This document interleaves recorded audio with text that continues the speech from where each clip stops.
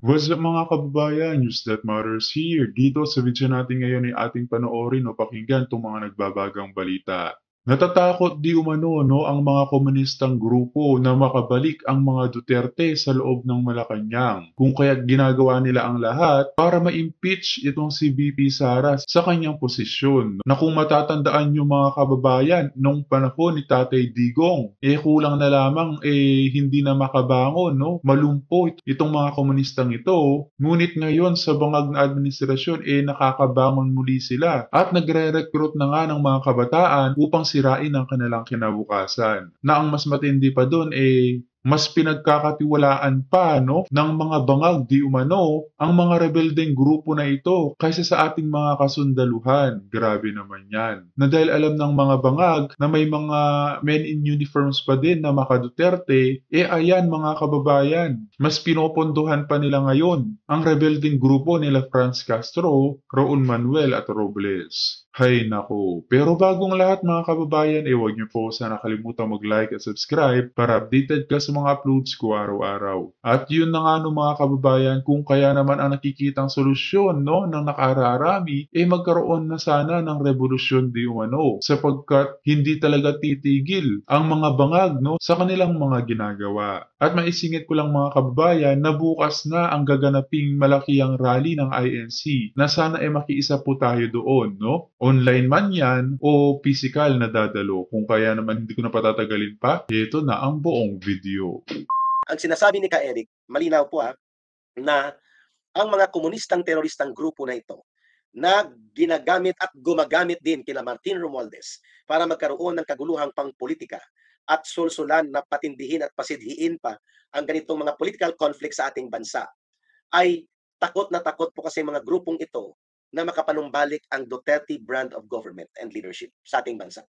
That's exactly the bottom line, mga kababayan. Sapagkat kung mayroon pong pinaka-decisibo at pinaka-matatag na lumaban at nagbunga ng malakas na pagkadurog ng CPP, NPA, NDF na halos lupasay na ito at on the brink of total collapse na nang ito po ay inabutan ng Marcos Jr. government sa kadahilanan pong nailunsad ni Pangulong Rodrigo Duterte at ng kanyang administrasyon ang tamang programa na ngayon ay isa ng dapat umaani ng tagumpay para sa mamamayang Pilipino. Ang Correct. pagbubuo at paglulunsad ng National Task Force to End Local Communist Armed Conflict or NTF-ELCA. Yan po ang dahilan kung bakit galit na galit ang CPP, NPA, NDF kay former President Rodrigo Duterte. Yan din pong dahilan kung bakit ayaw na ayaw nilang manumbalik muli ang kind of Duterte brand of government and leadership sa katauhan ng pamumuno ni Vice President Sara Duterte kasi alam ng CPP, NPA, NDF na talagang lulubusan silang dudurugin ng kung magkakaroon muli ng panibagong pamumuno sa pamahalaan with the kind of leadership na pinapakita ni Sara Duterte. Determined, decisive, strong, and categorical na lumalaban sa mga kurakot, sa mga korupsyon, sa mga sindikato at kriminal sa droga at iba pang organisadong krimen, sa mga teroristang komunista at mga abusado at kawatan ng mga politiko. Iyan dapat ang Duterte kind of brand of leadership, no, mga kababayan. Kaya nagkataon na ito'y ginagamit ngayon ng isang faksyon ng Marcos Romualdez Group, which is ang na-identify natin si Martin Romualdez, na sila po ang nakikipagsabwatan sa CPP, NPA, NDF. Alam ko po na alam din po ito ng Armed Forces of the Kapal Philippines. ng mukha. Alam ko rin po na alam din po ito ng Intelligence Service of the Government at pati na po ng National Security Council. Pero dahil kinukonsinti, pinapaboran at pinapababayaan ni Marcos na maganap ang itong malaking conspiracy na pikikipagsabwatan ng Romualdez Group na ito at ng mga alipores niya sa CPP, NPA, NDF dahil nakikinabang si Marcos diyan, hindi siya tinatarget direkta at binibira ng CPP, NPA, NDF. Therefore, tinotolerate niya at nakikinabang siya ng malaki sa oportunistang pakikipag-alyansa na ito. Pero dapat ay punahin at sitahin ito ng ating mga security forces. So makikita nyo, ito yung pattern nila. At nakita natin din na sa ilalim ni Mr. Marcos Jr. ang pagluluwag at ang paghina ng decisibong law enforcement and legal offensives of the government against the enemies of the state, the real enemies of the state, not the Duterte political camp. Si former President Rodrigo Duterte at si Vice President Sara Duterte are not and should not be considered enemies of the state or enemies of the people. They may be rivals and political enemies of the Marcos Romualdez right now, but they are not enemies of the people and enemies of the state itong mga Duterte. Magkaiba po Correct. dapat ang pagtrato sa CPP, NPA, NDF, kina Franz Castro at sa mga kasama niya na nag-i-infiltrate sa gobyerno. Magkaiba dapat ang pagtrato diyan, mga kababayan, sapagkat sila ay real enemies of the state and the people. So yung Tsaka anong ginagawa ng mga kapulisan natin ngayon, mga kasundaluhan? Tinatamad ba o nabusalan ng pera? Bakit naman po ganyan? Na wala kayong bayag na itama itong mga bangag, kamukha nila Tambali Zabonget. Wag naman po sana kayo paggamit, mga men in uniform.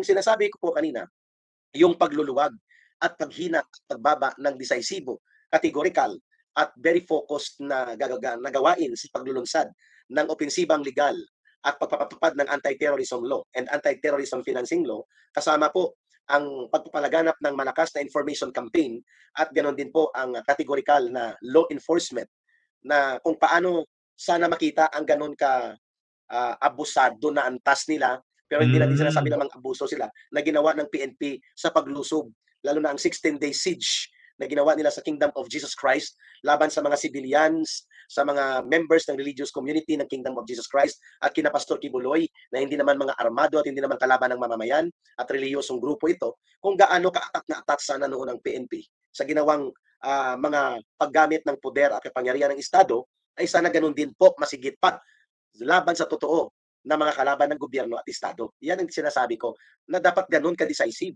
ang legal offensive and law enforcement operations laban sa CPP, NPA, NDF. Sapagkat nang dumating po si Pangulong Duterte, ay malakas na malakas pong CPP, NPA, NDF noong 2016 hanggang 2018, mantakin mo sa Davao Region alone, ay mayroon pong 41 platoons, 41 platoons ng fully armed NPA regular forces in Davao alone. So that's around mga 30 elements ang isang platoon regularly, full-time ng mga NPA, with high-powered rifles. Mga 1,300 po ang NPA na nakapaligid sa Davao Region alone, mga kababayan.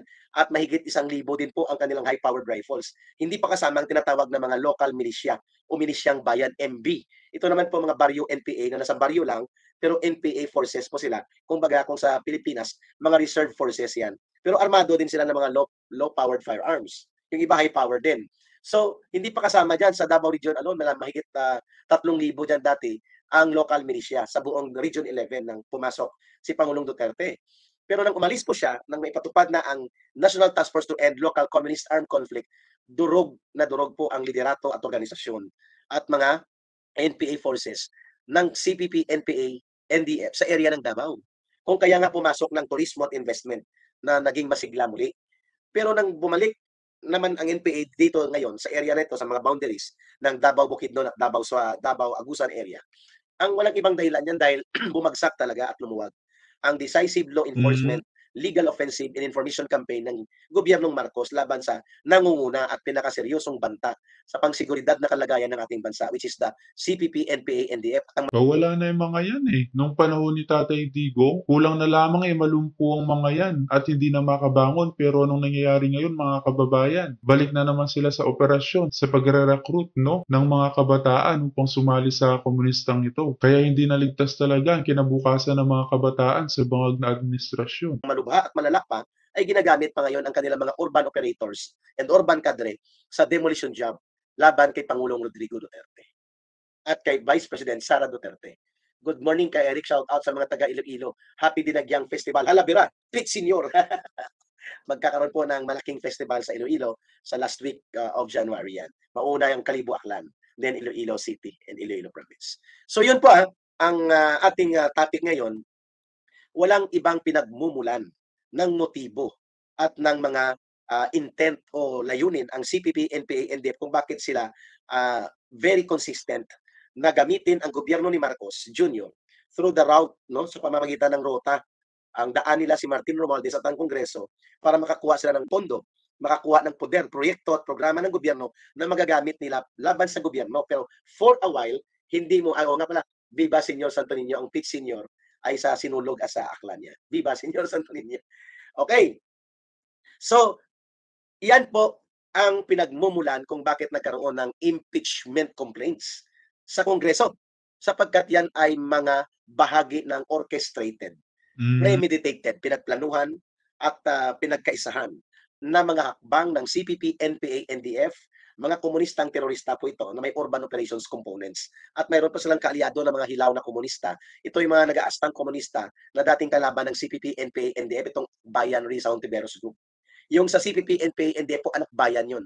Yan ang kaalyado sa CPP ng mga grupo.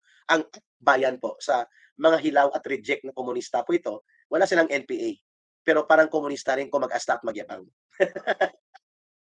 Pero dati, kinakatayan ng CPP, NPA, NDF nung nandun pa ako sa loob ng CPP, NPA, NDF. Parang si Calderong NPA din, si Paduano. Kung mag-asta, akala mo ABB pa rin siya, no?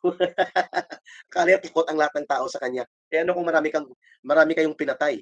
Bakit? Kayo lang bang pwedeng gumawa ng ganyang karahasan? Kung kami naman ay magtatanggol ng ating bayan at ng ating mamamayan, hindi ba kami pwedeng kami magtanggol at magdepensa? Swerte ka lang na hindi ka inabot ng NPA. Boy contempt, tapang-tapangan, Paduano. Hindi ka lang inabot ng National Operations Command nang nandun pa po kami. Mga kababayan, ang impeachment complaints ay minamadali po ngayon ng mga komunista sapagkat napag-usapan po nila doon sa safe house na yan na ini-expose dito ni Ka Eric doon sa may munti ko nang i-mention ang subdivision na malapit lang diyan sa Batasang Pambansa Complex, no. At doon nandun si Franz Castro at ang dalawa pa niyang mga kasama na hindi pa na-identify ng ating source kasi hindi niya kilala. Pero ako, dahil kasama palagi ni Franz Castro sa mga inner sanctum meeting, sabi ni Boy Dracula. Kilala niyo na yan si Boy Dracula. Tanongin si Manatbay sino si Boy Dracula. Yun ang sumisipsip ng pundo ng gobyerno kasama si Boy Tambi. Kilala niyo na yan. Mga kababayan, doon yun pinagplanuhan na dapat ilarga ang impeachment complaints, no? May iba't ibang mga magpa-file. May grupo ng mga politiko at mga survivor ng oportunistang Dilawan at Tinklawan at mga reject na komunista na hilaw. May grupo ng komunistang urban operatives at may grupo ng religious groups daw. Pero nang i-trace natin, konektado ito sa mga Araneta. Itong last group, lalo na ang kanilang leader na si Tony Labiao, no? Konektado ito sa, alam nyo na, kung anong apelyido ng asawa ni Marcos, Lisa Araneta. At konektado yan sa kina Judy Araneta Tinamarojas. Hindi ko sinasabi na sila ang nagpakana. Pero known na itong pari na ito na namumuno nitong grupong Clergy for Good Governance na si Tony Labiao ay konektado sa pamilyang ito. So magdududa ka talaga, magkakaroon ka ng tamang hinala at may batayang pagdududa. At dito sa video na 'to mga kababayan ay ating pakinggan naman itong mga hinaing ng ating mga kababayang OFW na gustong-gusto na talaga nilang umuwi sa bansang Pilipinas. Ngunit hindi nila magawa dahil sa magulo at mapanganib ang sitwasyon dahil sa bangag na administrasyon. Nasa kanila pa nang galing mga kababayan na ang nakikitang solusyon upang mapatalsik itong sinatambali sa bongit magkaroon na ng revolusyon. Anong take niyo po doon mga kababayan? Kung kaya naman di ko na patatagalin pa, sabay-sabay po natin panoorin ito. Kasama rin ako nag-fasting, prayer and fasting kami ngayon sa simbahan. Mahal na mahal ko mga Duterte, si Inday Sara, si BP na kasama namin sa Germany. Niyakap ko siya, umiyak ako sa kanya. Sabi ko, maging matatag lang siya. Susuportahan namin ikaw hanggang sa dulo. Yun po yung ating sana this coming Monday magkaroon lagi ng nakakalungkot pag nakakarinig kami ng mga balita, spoke yung mga nangyayari sa iyo, sobra kang dinadap, sobra kanilang pinipressure. Nakakalungkot, kailangan na lang siguro nga po natin ng revolusyon. Parang yun lang ang pag-asa Magkaroon tayo, ma-change ang government dito. Ang ganda-ganda ng government, maasahan mo. Dito nga sa lugar namin, sa bundok kami, punta kami ng Geneva banda. In 1 hour, pag kumuha ko ng papel, kumuha ko sa bangko, mamalengke ako, 1 hour po, nagagawa ko ng lahat. Sobrang easy ang buhay, sobrang mapayapa dito, kahit alauna, kahit ako nagde-drive ng 1 o'clock ng madaling araw, hindi nag-aalala ang asawa ko. Yun ang pangarap namin. Ako gustong-gusto ko na po umuwi. In 6 years, na kami mag-asawa, retired. Meron kami mga investment sa Pilipinas, sa Guimarasa, kahit marami na rin po akong na-invest, ganun po kamahal ang ating bansa. Paano po naman kami uuwi kung ngayon pa lang ang dami-dami nating naririnig na, yun nga, ang brother-in-law ko, dami Swiss siya, nagbakasyon dito. Sobra siyang nalulungkot talaga siya sa nangyayari. Grabe, parang pababa tayo Ang mga bata, anak ko, pababa, imbis na pasulong tayo Yung healthcare natin dito po, privatized, pero lahat libre. You have to spend, you have to be a member. Mayroon kasi, ito lang ang bansa sa Europe na privatized. Then, magbabayad ka monthly, but lahat naman, kahit milyon-milyon pa ang gagastusin mo, libre. ganun ang kanilang ano, Benefits. Yeah. kaganda health system dito po sa Switzerland. Yeah. Nakakaloka Mataas po ang ba? buwis, pero nakikita nyo kung na ginagamit Yeah. ang buwis para sa taong bayan, no? Oo. Kaya nga nagagalak naman ako ng maraming Pilipino ngayon. Nagbabayad din po kami, Sa nagre-remit Middle East, sa Amerika, kasi namumulat ang kanilang mga mata. Kasi dyan sa Amerika at saka sa Europa, talagang ang gobyerno para sa taong bayan yan. True. Hindi ang mga politiko dapat paglingkuran at sambahin ng taong bayan. Silang dapat maglingkod sa taong bayan. No? Mm. At sana nga talaga, ikalat nyo yung ganyang pag-iisip sa lahat ng inyong mga kaibigan at kamag-anak dito sa Pilipinas na dapat ang boss ay ang taong bayan at hindi ang mga politiko. Yes, at ang pera napupunta talaga sa mga magagandang proyekto para sa taong bayan. Kaya with that, maraming salamat Palangga sa pag-share mo. Thank you. Thank you so Nakakadala much. po. Salamat po. Ingat. I hope to see you Magmumukha in, tayo. I hope to Hawak see you kamay in Europe. tayo. Thank you. Kapit bisig. Kapit Yes. bisig. Alright. May susunod po tayong magsasalita Yes, mga please. speakers, ha? Okay Yes, po, go. you have the floor. Your Honor, you have the floor. Your Honor, salamat kaayo. Kung may video Yes, po, Mr. mas Chair. sana para Go ahead, makita Your po kayo. Malinaw po. Yes, Yes. narinig ko namin kayo. Mas mabuti ba ho ang buhay ninyo sa Bagong Republika? Una-una po, gusto ko magpasalamat sa inyo. Sa inyong tatlo, Madam Maharlika, Professor Ana, and Attorney Harry Roque. And kasi po yung ano natin ngayon, yung mainstream media, tahimik na masyado at kung ano-ano pang institusyon na ating nasasandalan dati, tahimik na rin sila. At nagpapasalamat po kaming mga Pilipino at mayroong mga tulad nyo na tinataguyod yung katotohanan. At maraming salamat. Pagpalain kayo ng may kapal.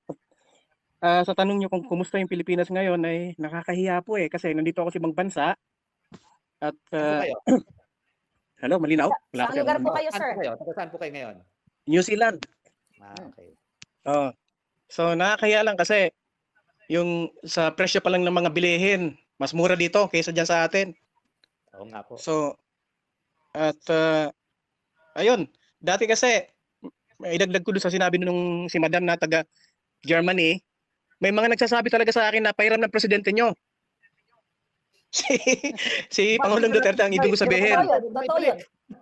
Oo, totoo, naranasan ko, ibang lahi. Mm. Kahit nung pumunta ako sa Europe, sinabihan ako nung kakilala ko rin doon, pwedeng hiramin yung presidente nyo kahit 2 buwan lang? So, Yung dating presidente yun. Hindi yung bangaga. hindi, yung dati. Bago ko pala malimutan, may narinig akong scoop. Kanina lang, wala pang 1 oras. Baka daw sumipot si BBM sa peace rally sa Monday. Meron pong denial. May nakuha naman akong text, hindi daw po mangyayari yun. Hindi mangyayari. At mangyayari, parang si Sara naman ang magiging kontrabida kasi hindi dadalo. So yun lang, scoop lang yun, narinig ko lang kay Commander Dado. So mabuhay po kayong tatlo at yung mga kasama nyo sa pagtataguyod ng katotohanan at laban nating Pilipino kahit po napakalakas ng ngayon, nasa poder dahil sa paggagamit ng yung pera ng taong bayan. Your Honor, may singit ko lang, Your Honor, guest natin, Kumusta ang sitwasyon ng pamumuhay ng iyong pamilya sa Pilipinas? Ay, no. Lagi kong tinatawagan yung ate ko. Sabi ko kung hindi nyo maramdaman ngayon, kung hindi titigil yung kasi nagreklamo talaga sila yung lahat. Peace and order, commodities. Tsaka masakit man isipin mga kababayan, nahuhuli na ang bansang Pilipinas sa mga karatig bayan natin. Sila invested na sa mga teknolohiya, infrastructure, pero tayo ang gobyerno natin invested pa sa pagnanakaw, korupsyon. Grabe. Saan patutungo niyan tayo mga kababayan? At sabi, dagdagan mo yung padala mo. So Okay alam ko na. Yun ang sinasabi ko kanina. Kung 100 lang ang pinapadala mo sa isang 2 weeks, madadagdagan na. So, di ba? True talaga. At i-wish ko lang, ako po simpleng tao lamang at wini-wish ko yung kada isa sa inyo, sana po, particular ka na, Madam Maharlika, maging ka rin siguro, maging international, magkaroon ka rin ng sa gobyerno na, bigyan ka naman ng gantimpala sa mga ginawa mong ang ganti sa pala ating po bayan. natin, sir. Kaayusan lang ng Pilipinas. Masaya na At ako. kung mangyaring bumaliktad ng mundo para sa kabutihan, at sana, yung kayo ni BP Sara, i-recognize yung nyo, pagtatayaan nyo ng alindog, kung ano. Sabi niyo madalas. Alindog. At, Alindog namin of course, Papayag ba si Trump na mawala sa Amerika si Maharlika? Baka hindi pumayag si Trump. at same to you, Professor Ana, sana maging rin kayo, political advisor, international affairs. Alam mo, papunta tayo Okay lang dyan. ako. Tatayo Of tayo course. ng tunay And na of course, bagong Pilipinas. Attorney Roque, Baka sa ombudsman kayo kung saan. At Makauwi lang ako ng Pilipinas, happy na po ako. Wala na akong hahangarin. Makauwi lang ako. Basta God maging bless ayos you all lang po. ang Pilipinas. Happy na po Yeah. ako dyan. Maraming Yes. salamat. Hindi man baka Thank you mawawala so ng much. bangan sa gobyerno. Maraming Your salamat, Your Your Honor. Your Okay, Honor, Pilipinas thank you. po. Thank you. Tanggalin natin ang mga bangas. Mabuhay! Mabuhay. Mabuhay. Mabuhay. Oo. Basta kami, ang masasabi ko lang sa ating mga Your Honors na mga kababayan, happy kami basta maging ayos ang Pilipinas. Para naman, may pagmalaki natin. Kasi kaming tatlo, wala kami sa Correct. Pilipinas at the moment, ha? So Yeah. kami, na-experience talaga namin na kapag binabanggit ang Pilipinas sa mga foreign na mga kaibigan namin na hindi Pilipino, ako, 2 weeks ago and even last week, may mga kausap akong foreigners. Ang tanong lagi sa akin ganito, ano ang nangyari sa inyo sa Pilipinas? Na samantalang doon daw, number 1 kayo sa Asia or number 2, and even in Correct, ASEAN, correct. pero ngayon, 1960s. ano na daw ba ano daw ang nangyayari sa Pilipinas at bakit tayo parang nasa kulelat na sitwasyon? Yun talaga ang tanong, hindi ako Correct. yun talaga ang laging tanong sa akin. In fairness, hindi pa naman tayo kulelat. Dati number 1 tayo, pero sa Southeast Asia ngayon, ang number 1 ay Singapore. Pangalawa, Indonesia. Pangatlo, Malaysia. Thailand. Pangapat, Malaysia. Naunahan na tayo ng Vietnam. Sa Vietnam pang-anim number na 6 tayo tayo. ngayon. Oh, Ang ngayon, Cambodia is Cambodia, developing. malapit na kumabol sa atin. Tapos, meron pang Laos, Laos. merong Myanmar, at saka East Timor. East So, Timor. mabuti na lang, merong Laos, Myanmar, at East Timor. Dahil kung wala yun, Oh my God. Yeah. Mr. Chair and Madam Chair. Number Yes, 1 yes. naman talaga tayo eh. Number 1, worst airport. And number Yes. 1 sa most dangerous. Riskiest. Yeah, Oo. riskiest city. Oh my God. Oo. So, yan ay bagong Pilipinas. Kaya kung Yay! yun ang bago Yay! Nangyari lahat yan mga kababayan under sa bangag admin. Pero noong panahon ni Tatay Digong takot na takot ang mga airport, no? Tulad ng NAIA. yung pagiging number 1 natin, di go, go, go.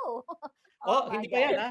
Isa tayo sa worst quality of life. Oh, Yes. nakalimutan nyo, na worst quality of life. Oh, talagang mahirap ng buhay, pangit pa mamuhay. Pangit pa mamuhay. Ano na nangyari sa atin? Ay, Mga Mr. Chair at saka Madam Chair, susunod po nating tatawagin ang isa pa nating Your Honor. yes, Sige, Your Honor. Your Honor, you Puting? have the floor. Opo. Si Puting, napasok tayo ni Puting. You dyan? Puting, ikaw ba yan? Your, Masaya ngayon dito. Oh. Your Honor, pasok. Pasok. Hi, good evening everyone. Good evening. So, I swear, tao po ako. Hindi ko Opo. Pasensya na, hindi ko mako-on yung camera. But this is Okay, just my that's fine. 2 cents. What I'm actually getting is, kasi yung mga middle class, wala silang paki masyado. So ngayon, ang 2 cents ko, ang wala sa atin ngayon ay food security and health security.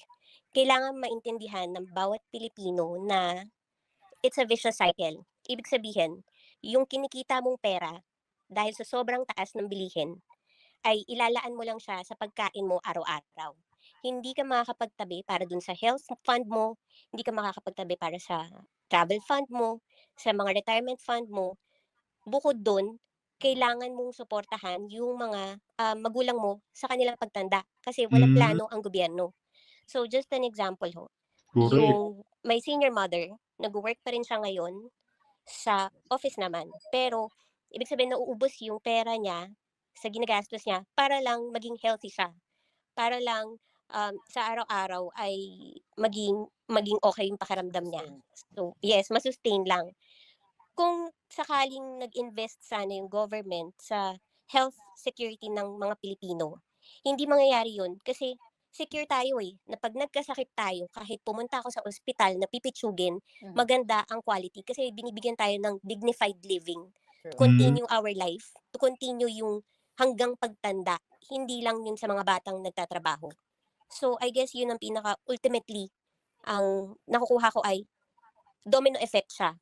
If we don't have yung security ng food ngayon, huwag ka nang umasa na kinabukasan or sa next month, may pera ka pa para pangtustos sa health mo. At huwag ka ring umasa na kahit may trabaho ka ngayon, kaya mong tustusan yung pang-ospital mo bukas. Kasi sabi nga nila kahit meron kang naipon, pag nagkasakit ka, isang matinding sakit lang, ubos na yun yung pondo mo. Meow. Meow. So, yun lang po. Taga saan po kayo? Taga Your saan po Honor. kayo? Sir, sa Philippines. Philippines po. Oh, thank you, yeah. Your Honor. Thank you, Your Honor. Napakaganda ng iyong insights at ang iyong pag-share ng sitwasyon ng iyong mother. Pero totoo yan, Maraming salamat sa iyo palaga.